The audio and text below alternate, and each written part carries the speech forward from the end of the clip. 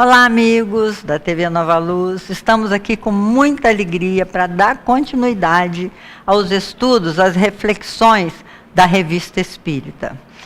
A TV Nova Luz, criada para iluminar o seu dia, conta com a sua participação. Acesse o site da TV Nova Luz ou vá diretamente ao YouTube e coloque o nome do expositor, ou quem sabe o tema da sua preferência. Agradecemos muito a participação de vocês. Mandem para a TV suas perguntas, sugestões ou críticas. Precisamos desse apoio generoso. Contamos com você. No encontro anterior, nós falamos sobre o fantasma da senhorita Clairon, lembram-se? Hoje nós vamos estudar sobre fatalidade e pressentimentos, que está a página 123 da Revista Espírita do mês de março de 1858. No slide 1, a gente vê um texto que Kardec colocou. No mês de setembro de 1857, uma embarcação que viajava durante a noite de Dunkerque a Ostende enfrentou um mau tempo. Das 8 pessoas que lá estavam, morreram 4 pessoas. Tinham 8 pessoas na embarcação, morreram 4 pessoas. Os 4 que ficaram se equilibrando no que restara do barco, numa posição terrível e na escuridão, só esperavam a morte ao amanhecer. Mas perceberam que a ventania que sofreram os havia empurrado para a costa, e eles alcançaram a terra a nado. Um dos quatro que se salvou escreveu uma carta a Kardec perguntando por que nesse episódio, igual para todos, só 4 pessoas morreram. Sou levado a crer que mãos invisíveis me protegem, porque já escapei da morte outras vezes. Que fiz para merecer isto? Explicou ainda que entre os 4 que morreram havia um digno eclesiástico, exemplo de virtudes evangélicas, e um venerável irmão de São Vicente de Paulo, que ia cumprir uma santa missão de caridade cristã. Vamos ver no slide 2 a pergunta que esse senhor endereçou a Kardec. Poderia perguntar aos espíritos se são eles que provocam ou afastam os perigos que nos ameaçam, e se são eles, por que fazem isto? Olha, meus irmãos, que interessante. A gente fica imaginando que os espíritos têm a capacidade de nos capturar antes do tempo para a dimensão espiritual.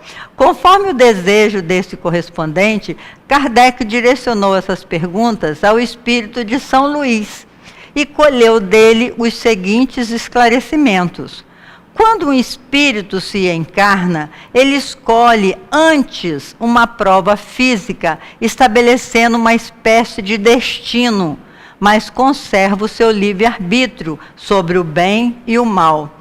Ele pode suportar ou repelir a prova. Vendo-o fraquejar, um espírito bom poderá ir ao seu auxílio, mas não pode influir sobre ele. Um espírito mau pode abalá-lo e apavorá-lo. Os espíritos bons e maus podem sugerir pensamentos bons ou maus, conforme sua natureza. Se o acidente está assinalado no destino do homem, eles não podem interferir. Isso porque o indivíduo escolheu aquele tipo de prova antes mesmo de reencarnar. Veja no slide 3. Quando a sua vida é posta em perigo, é uma advertência que você mesmo desejou, a fim de lhe desviar do mal e de lhe tornar uma pessoa melhor. Às vezes a gente reclama de alguns apuros que a gente passa na vida, mas isso, meus irmãos, há que ler esses sinais como um aviso necessário para o melhoramento das nossas escolhas. De repente a gente tem que passar a escolher outras coisas na vida. A fatalidade que parece presidir aos destinos materiais dos homens também resultam do seu livre-arbítrio.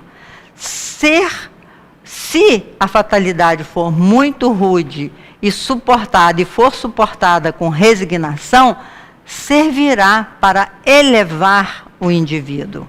São Luís nos afirma que a mais ditosa existência é sempre agitada, sempre perturbada, mesmo quando há ausência de dor. Vamos ver no slide 4 o instinto do seu destino, que São Luís nos falou.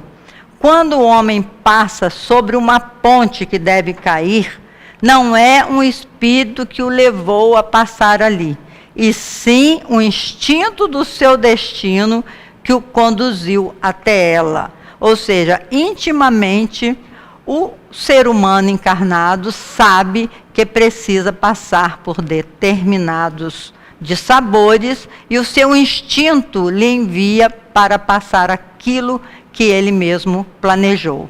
Os espíritos poderiam ter influência no desabamento dessa ponte? Pergunta Kardec a São Luís. São Luís responde: não. Foram as circunstâncias naturais, seja qual for o acidente, ocorre sempre naturalmente, isto é, por causas físicas.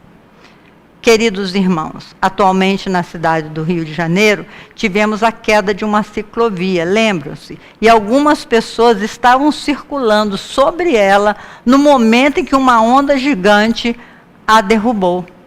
Dessa forma, compreendemos que, como disse São Luís, o instinto do seu destino levou cada um deles até aquele momento.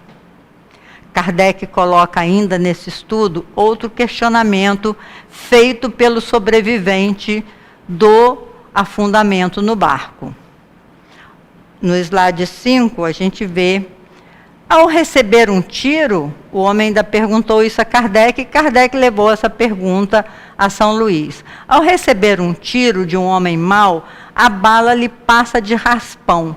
Nesse caso, um espírito amigo poderia ter desviado aquela bala?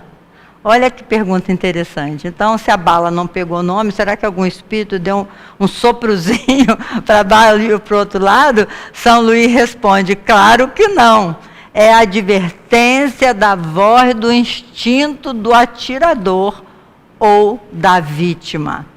Não existe coincidência.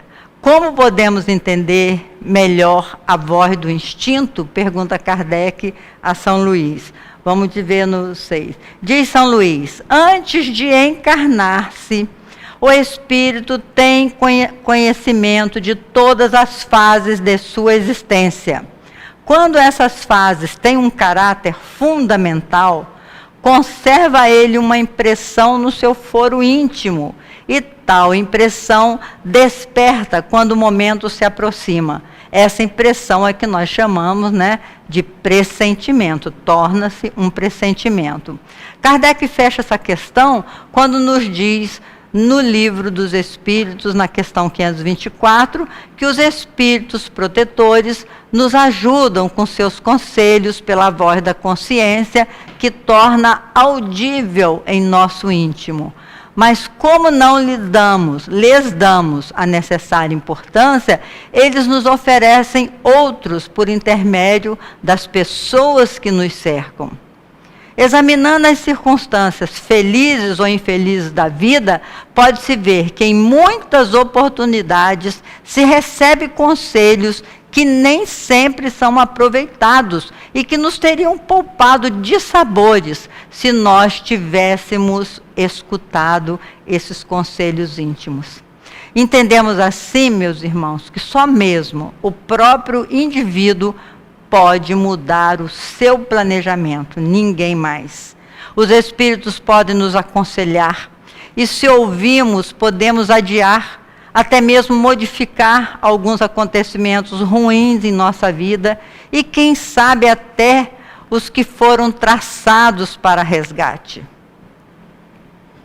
Ouçam os que têm ouvidos de ouvir, disse Jesus. Essa frase é muito significativa, que às vezes a gente ouve, mas a gente não está preparado para ouvir naquele momento os conselhos do nosso próprio pressentimento. Assim, meus irmãos, aprendamos a ouvir a nossa intuição, aquela voz íntima que nos adverte do perigo e também as advertências que chegam pelos amigos.